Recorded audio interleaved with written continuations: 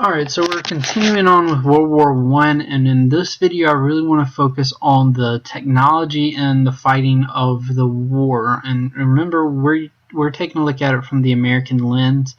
So as far as the battles are concerned, the United States gets in there too late for there to be major battles. The battles of the Somme, the battles of Ypres, most of those have already been fought.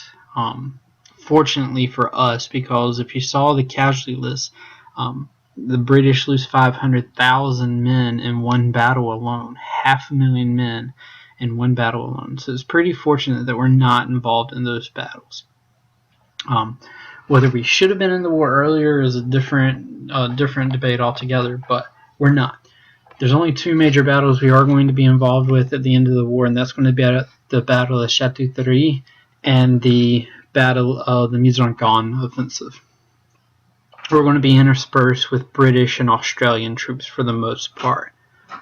Now, as far as World War I is concerned, this is going to be known as the First Modern War. Before this, if you want to think of warfare, think of the Civil War. There's long gray and blue lines meeting in this open field and firing at each other and firing back and forth very proudly, very gloriously. There's this idea of pride being in the battle. World War I is going to smash all illusions that war is glorious. It's going to be dirty, it's going to be mucky, it's going to be ugly. And it's not going to be glorious bluebird days on these green fields firing. And the main reason is going to be the trench warfare that develops. Now, neither side wants there to be trench warfare, it's just developing that way. And hopefully the sound you hear is Leah back there playing with the Legos. Alright, so neither side wants to be involved in trench warfare. They want this to be a very quick war, but it's going to debilitate into trench warfare, and the big reason for that is the machine gun. You can have thousands and thousands of soldiers in that green field, but if one person has a working machine gun, all those thousands of soldiers are going to be mauled down before they even get close to you. So to protect your soldiers from the enemy, you're going to develop these trenches, big ditches in the ground. Right? They're going to protect them from the machine gun fire, and then you can fire back. Now, between these two trench lines, there's going to be no man's land. That's going to be a very murky, muddy mess of a place. It's going to be very slow for you to get through, and that's where most of the casualties are going to happen. There's going to be barbed wire in there. Samuel Glidden, an American invention that's going to be involved in this war. Machine gun is also an American invention, especially the Maxim, which is going to be the primary machine gun for both Allied and the Central Powers.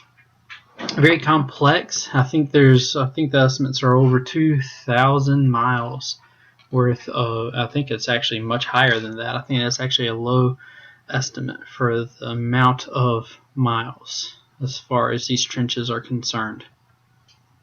And these are the pictures of what they look like. Just ditches in the ground. You're eating, you're sleeping, living, doing everything in these trenches. Now, it's not moving that far. The British are going to sacrifice a lot of soldiers just to move these trenches about a mile. Right, some of these battles are going to be 500,000 men to just move these trenches 14 miles. That's not necessarily something that's rational in our world, but for these generals, that is going to be acceptable losses in World War I. Right.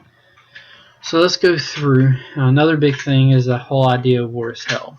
This technology is going to get much better at helping us defeat the enemy and shoot our enemy, but medical advances are also going to improve to the point where people who would have died in previous wars, who have massive limb injuries, facial injuries, are going to survive, which is going to mean that we're going to need more prosthetics, right, and more reconstructive surgery as well. You're going to have faceless men. You're going to have limbless men.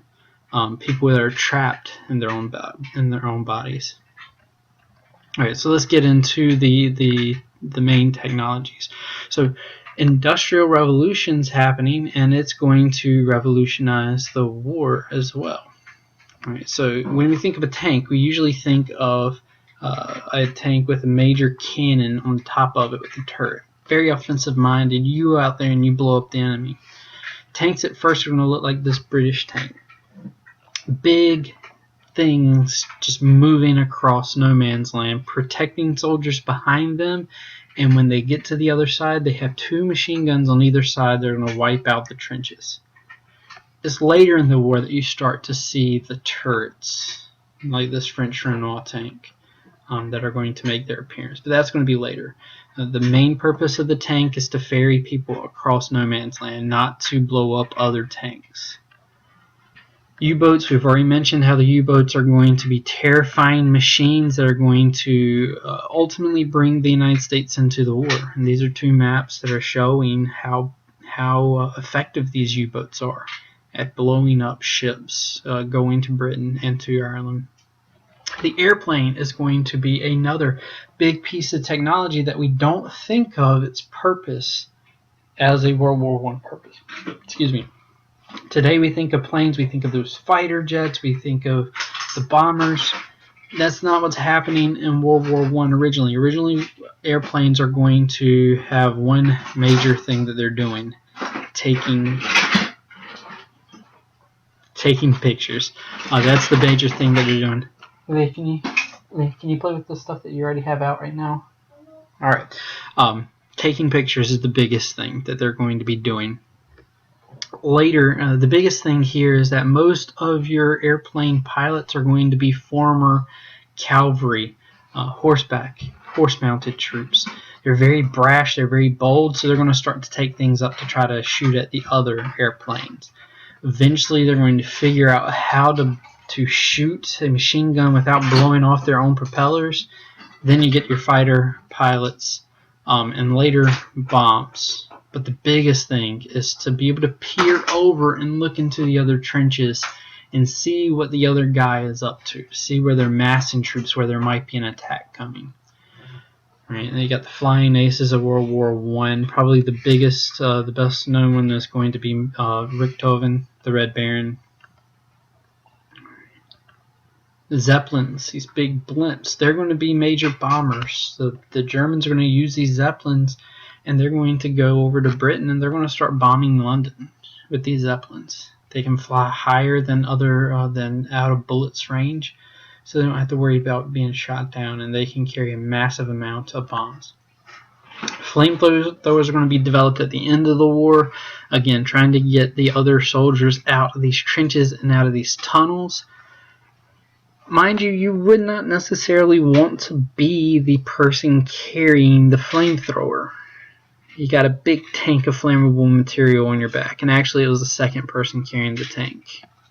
Stray bullet hits that, and you and your buddy both are going to be engulfed in flames. So you took your chances carrying the flamethrower. They didn't necessarily have a whole lot of impact other than the shock value. What's going to have more of an impact, and what World War I is going to be mainly known for, is the poison gas. World War I, you're going to start to see both armies deploy chemical weapons. At first, it's going to be tear gas, just like the police use in riots and stuff to make people start crying. That way that they can't necessarily defend themselves, so they're going to be arrested. Same thing here, except rather than being arrested, there's going to be a knife or something stuck into you. So that's the first thing. The second thing is going to be mustard gas. And mustard gas isn't necessarily a gas other than a sticky liquid. And it's going to get into these tiny droplets. So if a mustard gas bomb or mortar round went off close to you, these little droplets of mustard gas are going to be sent everywhere.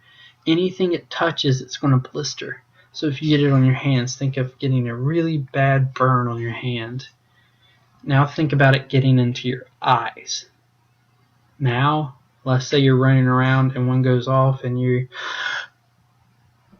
it just got into your lungs. Think about how bad that's going to burn. Right? Mustard gas is going to cause major problems, especially with infections. It's not necessarily going to cause a lot of deaths, but it's going to make this war to be brutal. Alright, go, baby. I'm gonna go tell Mom. Okay. Alright. Okay. So she had to leave. The third one, chlorine gas is essentially going to make you overproduce mucus in your breathing system until you kind of choked on your own stuff. So that's a brutal one. The big thing about these is you had to have perfect conditions for chemical warfare to work well, and conditions were rarely good. If it was too cold, it wouldn't form a cloud. It would just form snow, essentially. So it wouldn't work. If the wind was blowing in the wrong direction, you just gassed your own guys. So there were some problems with that. Now, the machine gun is the #1 most effective weapon during the war. That's the reason why trenches started anyway. Other ones are going to be mortars. So think of a cannon, fire straight. A mortar is going to fire a round more like a basketball player. Think about a basketball player. All the shots are going to kind of go up in an arc and down. If you're thinking about trying to get something into one of those trenches, you need this thing dropped down. Firing a cannon is going to go straight over top of those trenches. So that's going to be another big thing. These mortar rounds, these cannon fire, it's going to lead people to have shell shock and essentially PTSD, post-traumatic stress disorder, early in this war. Back to the poison gas, though. Good thing about poison gas is that they're able to develop protections against it. Gas mask, peach pits. First gas masks are just a cloth soaked in ammonia and you drape it across your mouth and nose. Later you're going to get these filtered charcoal and peach pit filtered ones that are going to protect you. Against mustard gas, you can throw a tarp, right? Basically create a rain jacket over top of you to protect you from that.